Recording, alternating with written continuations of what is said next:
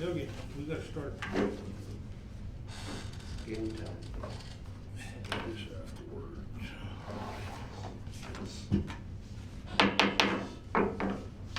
Call this regular city council meeting to order, 1800, December 10th, 2020.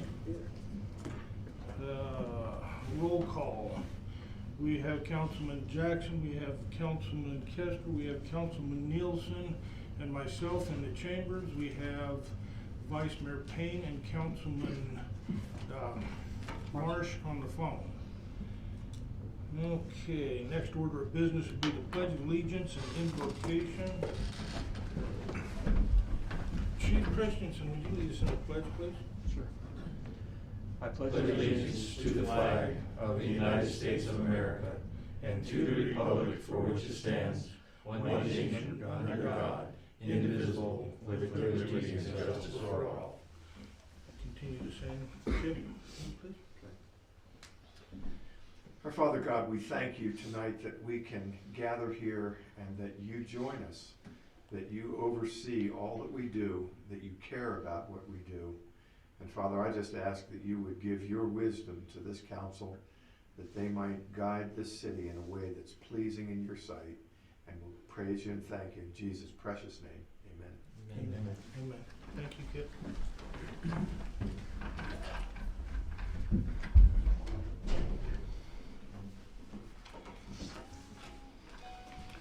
Item 4 on the agenda is the consent agenda. Chair will entertain a motion for approval of the consent agenda. Make a motion we approve the consent agenda as is. We have a motion and a second on the floor. All in favor? Aye. Aye. Aye. Aye. Any opposed? Hearing none, motion passes. Number 5, call to the public for items on the agenda. There are none. We have none. Moving forward to new business. Item A, appointment of Krista Wilkinson to fill the balance of Evelyn Merez's term as city magistrate.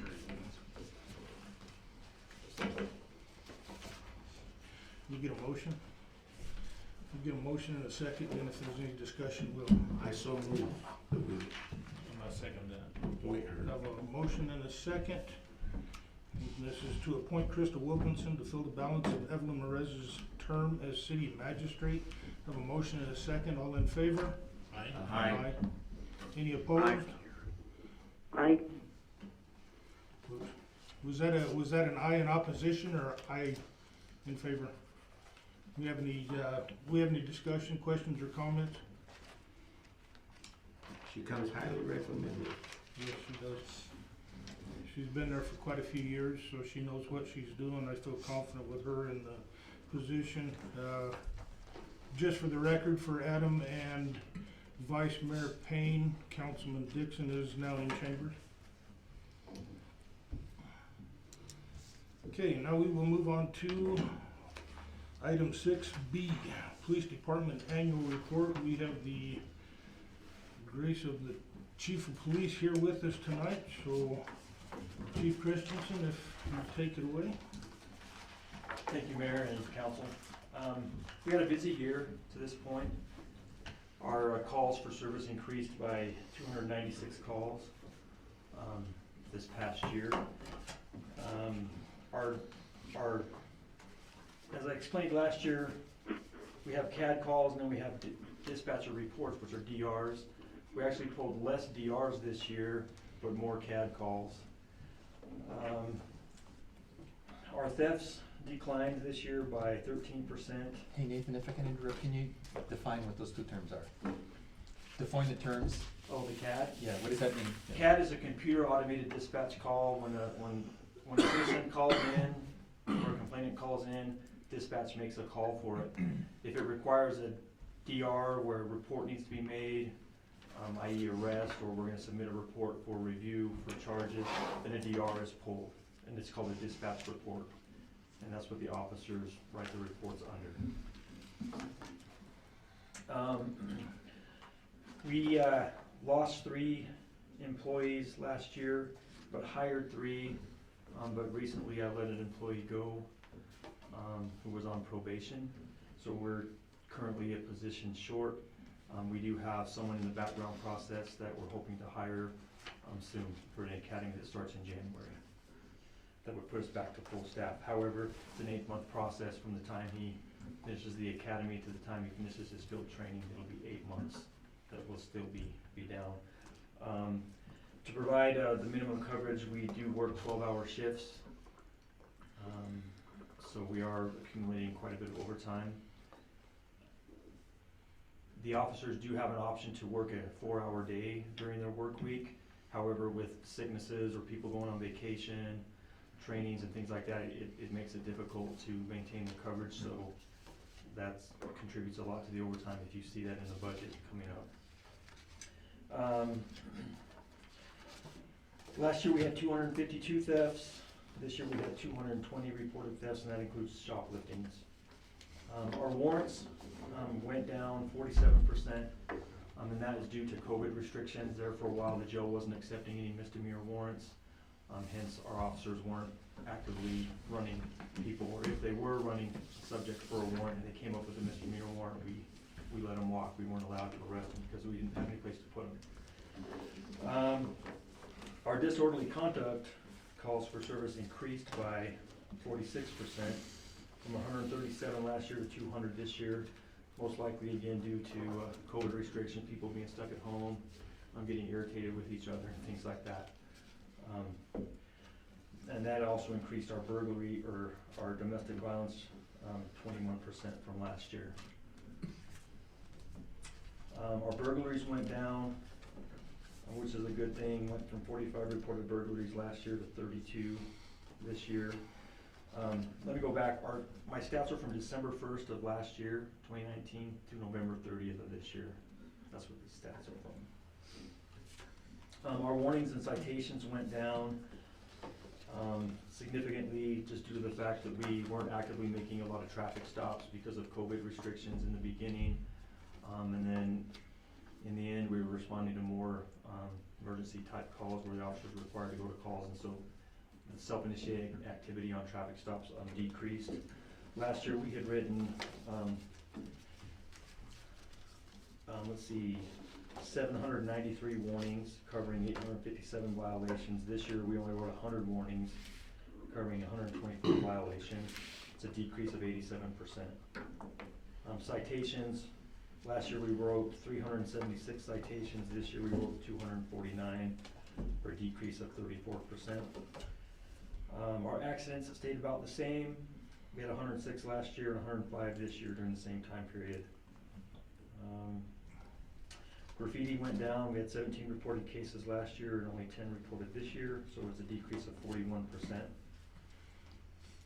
And I believe that the quick actions to cover that stuff up has attributed to that decline in graffiti.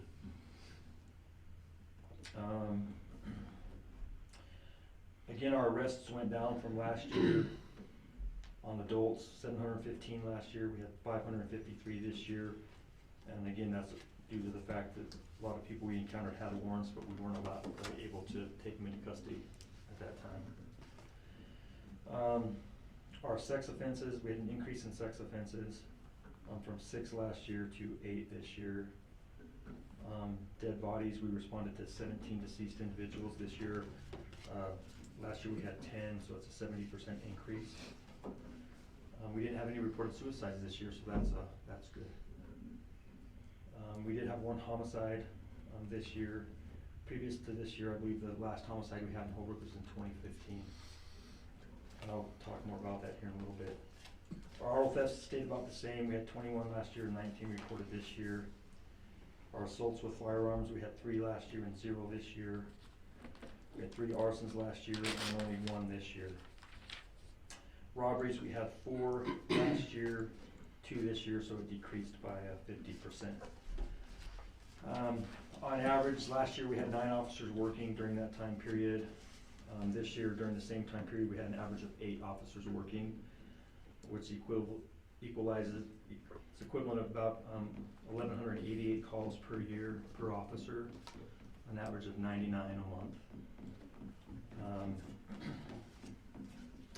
Some of the major crimes we had several domestic violence cases where we had assault victims with knives. We did make an arrest in that case back in December of last year. In January of this year, we had a burglary at the Dollar General. Using their surveillance footage, we were able to identify 2 juveniles who were arrested for that. We had investigated a pretty serious animal cruelty case. It pretty much took the entire year to adjudicate, and the dogs were eventually surrendered by the courts and later adopted out or taken to rescues.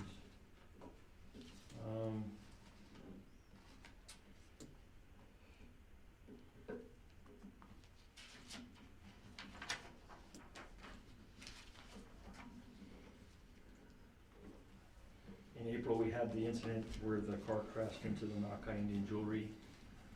That case was investigated mainly by myself. An arrest was made, and the case has already been adjudicated. In that, the homicide, I'll just skip to that real quick. We responded to a deceased person in October, Friday, October 2nd, about 5 o'clock in the afternoon. Suspicious circumstances. Once inside, it was determined it was to be a homicide.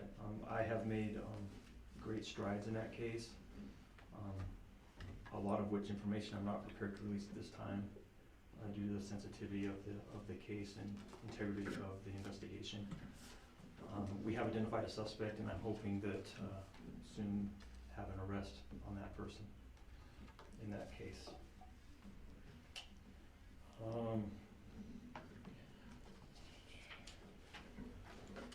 Most recently, it's not on here, but last night we did have a stabbing. 2 brothers got in a fight, and one brother stabbed the other multiple times. Subject was arrested, and the victim did survive his wounds. We did also have Navajo County in October of this year. They had a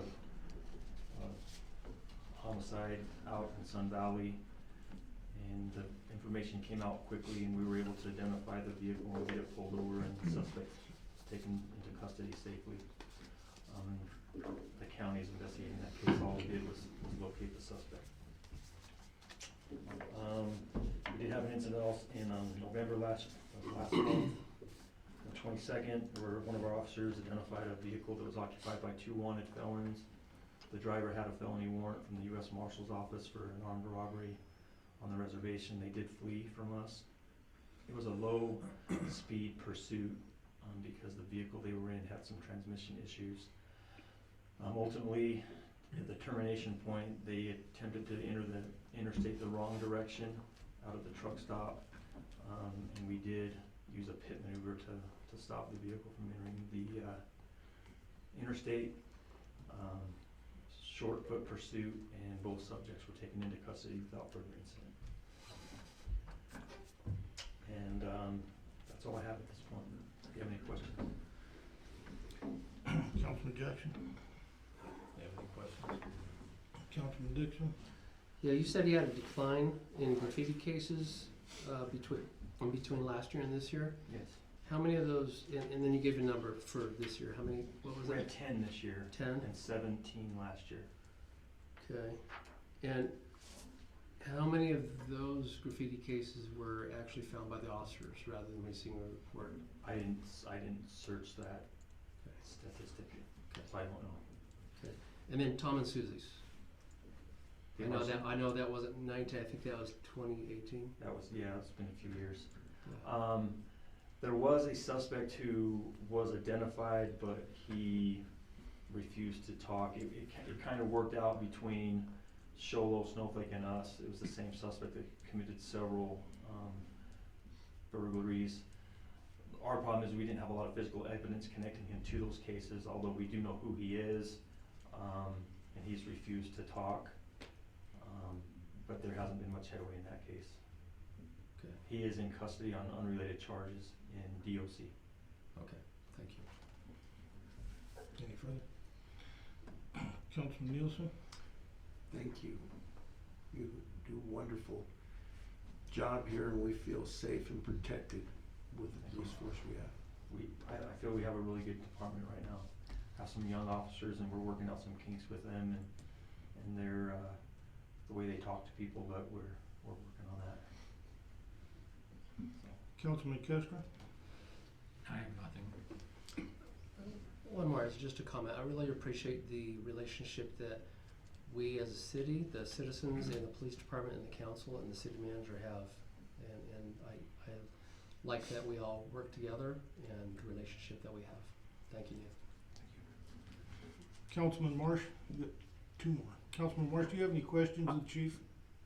I don't. I just want to thank Nathan and his crew. Very good. Vice Mayor May? Vice Mayor. I have no questions. I have no questions, but I echo Adam's comments. I appreciate Nathan and the HPD. They're doing a pretty good job, and they've been short-staffed for an awfully long time. But they're in there punching every day, so I appreciate you all. Thank you. Thank you, Francie. Same from me. Nathan, thank you. Thank your officers from the council, being short-staffed and actually being able to drop a lot of your numbers from last year. Very impressive. You guys are doing a good job. Thank you. I do have Thank one you. thing. Did you guys, are we getting that truck fixed that was wrecked? Which one? There was a Dodge Ram that was sitting up at the shop up there that was wrecked. So we have two of them. That one was There's fixed. two of them now? So the one that the car rammed our officer driving down the hill, that one was fixed. We got it back yesterday. We did have to take it back because they didn't put the door on straight. It was fixed today, I believe. And then the other one, the adjuster was just here on Wednesday or Tuesday and looked at it, and so from there we'll take it to a body Was shop. that another pickup? It was. Thank you, Nathan. Excuse me. Moving on to item 7, call to the public for non-item agenda items. There are none. Having none, moving on to summary of current events. I guess I'll start first. First thing I want to do is congratulate Evelyn Merez, Judge Merez, on her retirement. I know she worked numerous years in the clerk's office out at the county.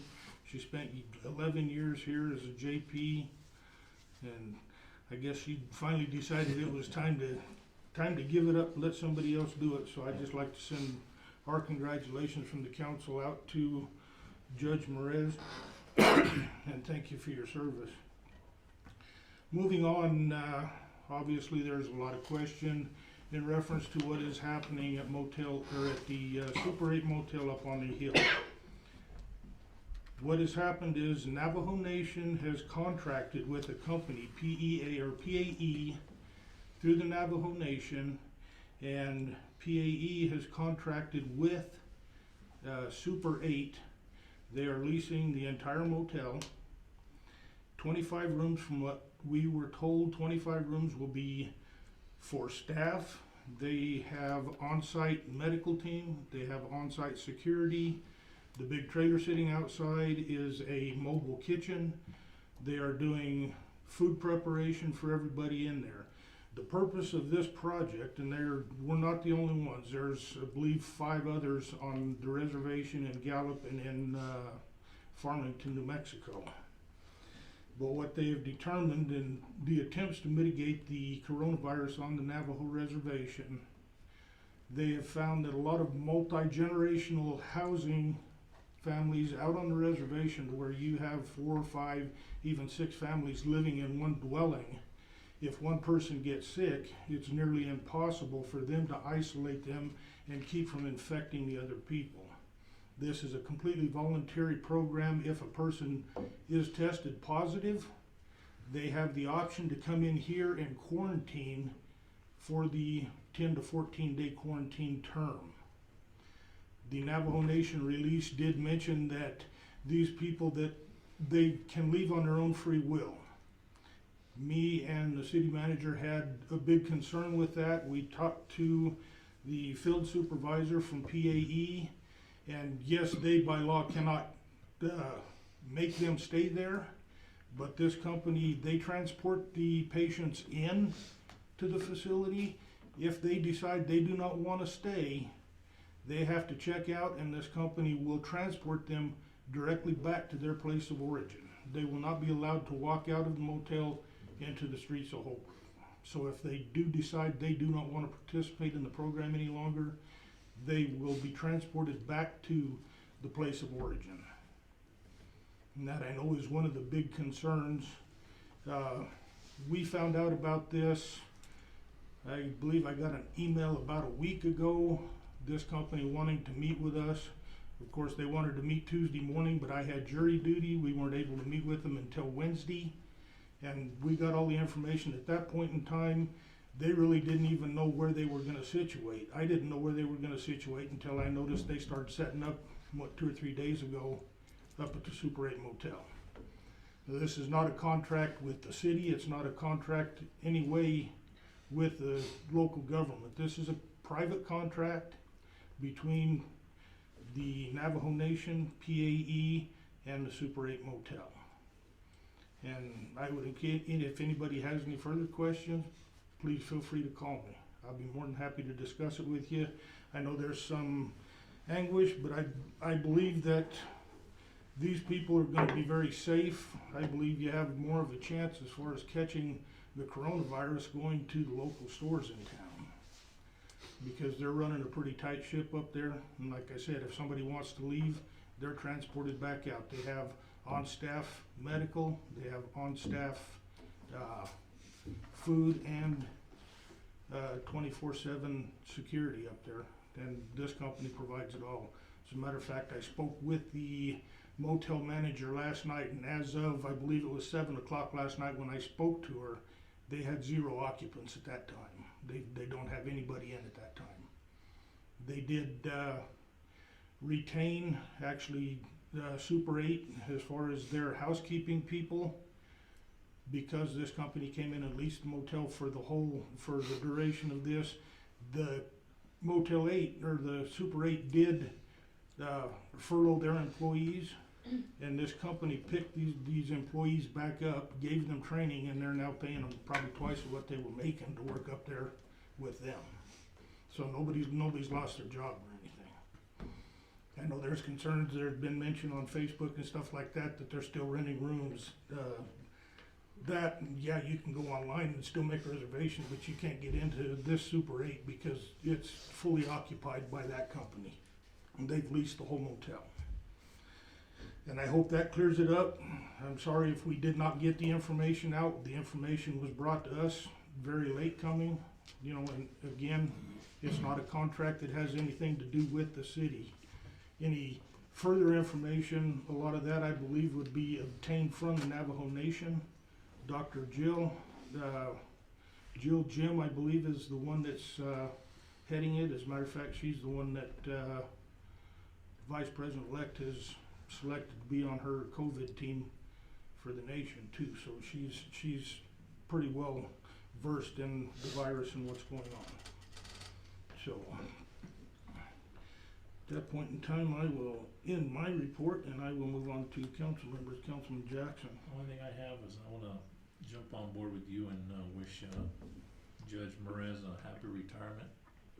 I've known her for a long time, ever since she was a Victims' Rights Service up at the county. I was on the same board as she was, so it was great to know her. And she's a real good person. I'm glad she made it to her retirement, and happy retirement, and have as much fun as you can, and just don't get another job, just stay retired. You've earned it. Council, you done? No, and then the last thing I have is I just want to wish everybody happy holidays if we don't make it here again by Christmas time. Just remember to take care of one of each other and watch out for each other, and everybody has a happy holidays. Thank you, Councilman. Councilman Marsh? Yeah, can you all hear me okay? Yes, sir. So I just have two short things. A couple of weeks ago, I stopped in at City Hall and tried to learn a little bit about the streaming service that we're providing for our meetings like this. I want to lift up Pat Nichols and Ted and Lisa, especially for dealing with this. It's been one different issue every week after another, and I think they've figured out a good solution. I understand it's a little bit quiet tonight, but we'll tweak the microphones and figure it out. But I want to thank them for putting their heads together every week and figuring out new solutions for ever developing issues. And the second thing I wanted to say is in the spirit of our season here now, I think it's important that each of us in our own lives and in our own family's lives try to lift up members of our community in any way we can. I want to thank, I saw Jason Danch in the newspaper, for example, gifted free freezers to Operation Love. There's a lot of people in town who are hungry or who need things in the holidays or are cold or just need a friendly face or a kind act. People in the Bread of Life, Operation Love, the Family Advocacy Center, just to name a few. So if you can think in your own life how you can reach out to somebody you may or may not even know and help them out, COVID aside, this is the time to do it, if not ever. So keep those folks in your thoughts and in your hearts, and see if we can come together as a community and find some compassion and lift each other up. Thank you. Thank you, Councilman. Vice Mayor Payne? I have very little. I've been one of them staying home, and I have been able to talk to several citizens, but I miss you all, so I'll be ready for this all to be over too, hopefully, once we get the vaccine rolled out and get enough of us vaccinated, we can get back to some semblance of normalcy. In the meantime, we've doubled our numbers in the past month, and it's likely just to get worse from now through about the middle of January. I ask you once again to do everything you can to protect yourself, your loved ones, your friends, your family, and just the people that you run into on the street. And again, as Mark and Adam both mentioned, it's the holidays, and somehow it's a little easier to be a little more giving and excited and that sort of thing, even in a COVID Christmas. But just kind of take some of that love and excitement and do what you can to help others this season. It'll do them good, but it'll do you more. So that's it. I just say happy holidays to all of you, and congratulations, Evelyn. You're going to really enjoy retirement. Thank you, Francine. That's it for me, Meryl. Thank you, and we miss your smiling face here too, so hopefully we can get everything done and get everything over with so we can have you back in. Okay, moving on, Councilman Kester. Just want to wish Evelyn a good retirement and happy holidays. I know she's probably going to enjoy this Christmas more than any. Councilman Nielsen? First of all, thank you so much for your explanation and your research. That was a very good presentation, Mayor. Also, the chamber in these trying times did do a Santa Claus in a window on Main Street, and I know 20 or so families participated in that. And also, for if you know of people who might be in need this Christmas, the Holbrook Emergency Food Bank, you could call down there to Carla and let her know so that the food bank can deliver a box. Thank you. Very good, thank you. Councilman Dixon? Thank you, Mayor. I often listen to several radio stations in town here. One of them is the American Family Radio. Listen to Abraham Hamilton III on the Hamilton Quarter on December 8, 2020. He said, "The American Republic was founded on the principle that rights are given to us by God, not man. As a result, neither man nor government can take them away. That's why our Declaration of Independence refers to our rights as inalienable rights. Government's role then is to protect the rights that God has given to us. The first freedom listed in the Bill of Rights, which government is entrusted to protect, is religious liberty. The founders did did this because they know that free exercise of religion is the fulcrum for all liberty. Wherever the flame of religious liberty is extinguished, all liberty is imperiled. So back in February and March of this year, the government told us, let's flatten the curve, shut everything down, stay at home, be safe, wear masks, do your part, be a good neighbor. It will only be for 2 weeks. Well, then it was another 2 weeks, and then another month. Here we are 10 months into this ridiculous thing, all without evidence that lockdowns, stay-at-home orders, and mask mandates even work. Let me tell you something. We will never be without COVID-19. We will always have COVID-19. We have been lied to all of these months by the media, national and local, and our own government. They told us that social distancing and wearing masks will make this go away. Don't you understand that this will never go away? We will always have spikes in COVID-19 cases. However, your reaction to these so-called spikes will determine who we are in the end. Are we freedom-loving Americans, or are we cowering lemmings? So how do I know that we are being lied to? Well, the following examples are just a few. Recently, the Austin, Texas Mayor Steve Adler recently flew in a private plane to Cabo San Lucas for a family vacation, and from his resort hotel room, he videoed a message to his constituents telling them not to leave home. Stay at home if you can, he said. This is not a time to relax. We may have to close things down if we, by which he means you, are not careful. Gavin Newsom, the California governor, giving a shutdown order, and then being seen in the high-dollar fancy French laundry restaurant with friends and family with no social distancing or face masks. Lori Lightfoot, the Chicago mayor, after canceling Thanksgiving, was partying in the streets without a mask. San Francisco Mayor London Breed banning outdoor dining, and then after that ban, she dined outdoors. Mayor Garcetti of Los Angeles. We need to cancel everything, he said. Don't meet up with others outside of your own household. And the dribble goes on. This is so contrary to basic human rights, the U.S. Constitution, Christianity, and probably most other religions. Los Angeles County Supervisor Sheila Kuehl was seen dining outdoors after voting to ban outdoor dining. During the county meeting, she said, no outdoor dining. It was the most dangerous situation. And then there's Speaker of the House Nancy Pelosi, Senator Dianne Feinstein, Senator Chuck Schumer, and others out in the public dancing at a Biden party or getting their hair done without masks or social distancing.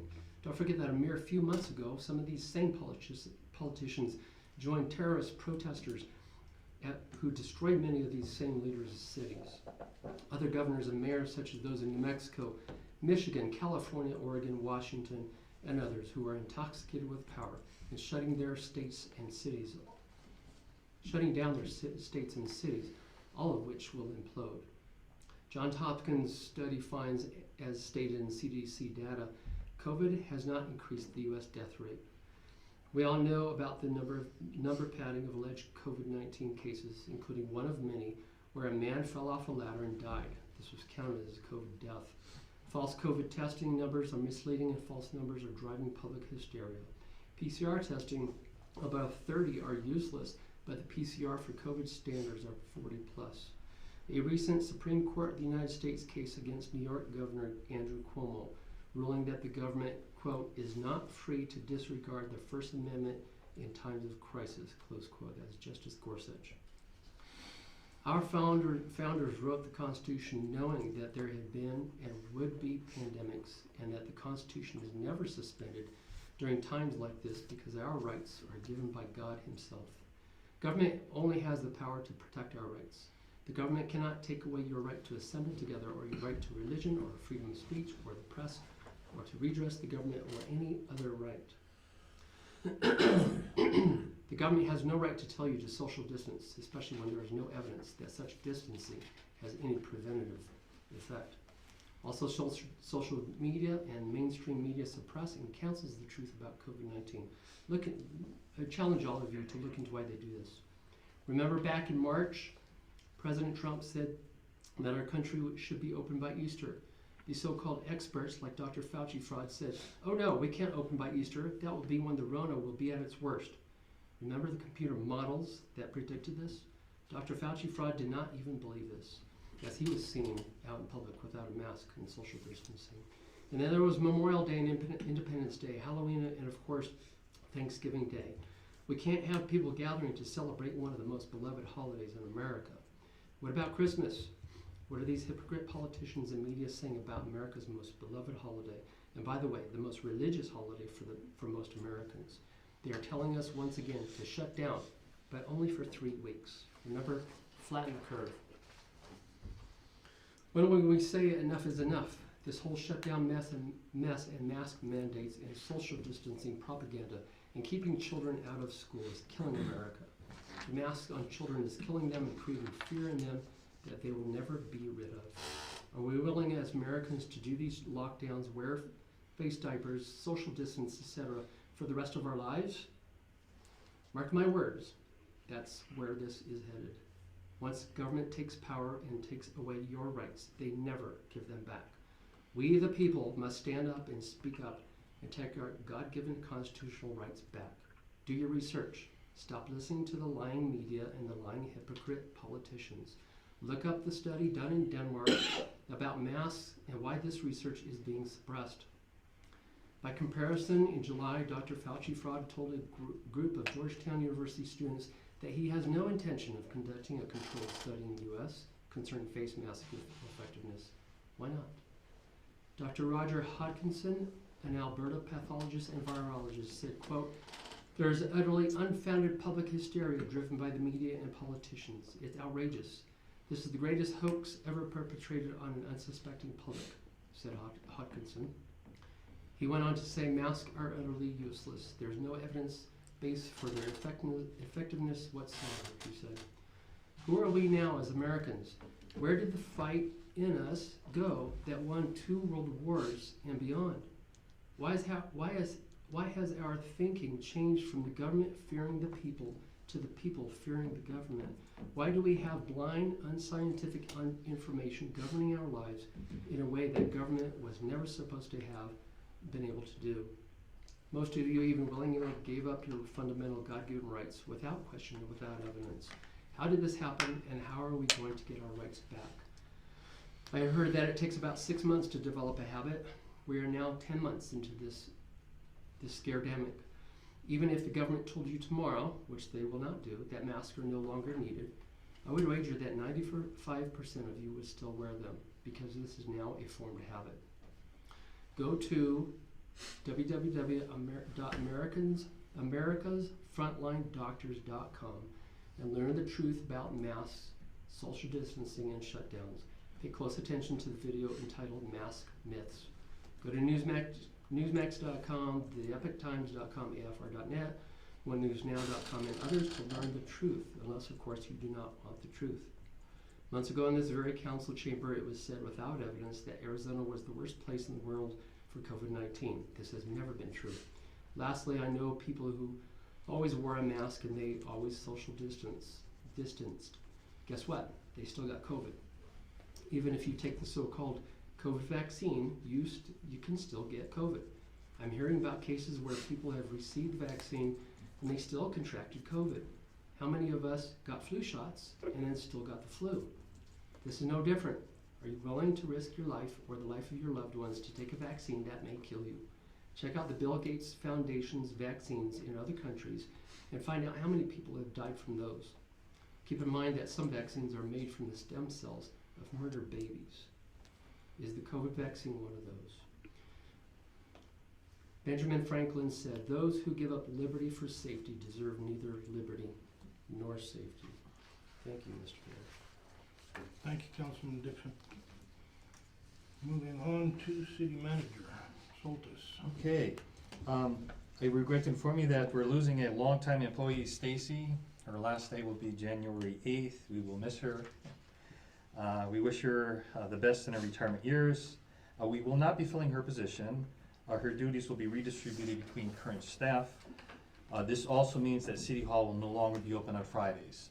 Stacy was the only employee that would work on Fridays here at City Hall, and with her leaving, again, we won't fill that position. So we will go to a 4-day work week, which we have with the rest of the departments, and this is just with her leaving, we'll make that complete transition.